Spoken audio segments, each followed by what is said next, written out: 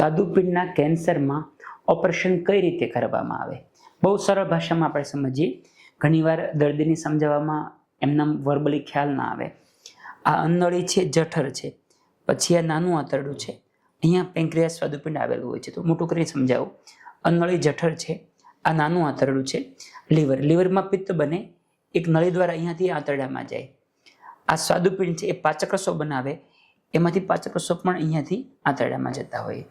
હવે જ્યારે આ ભાગમાં કેન્સર હોય, મોટા ભાગના પેશમાં કેન્સર અહીંયા હોય અને હેડ ઓફ પેન્ક્રિયાસ કહેવાય, એમાં જ્યારે કેન્સર હોય ત્યારે ખાલી આટલો ભાગ કાઢી ન શકો તમે, કારણ કે આ બધી નસો મેં દોરી દૂર છે, પણ સાથે હોય છે બધી વસ્તુ આખું.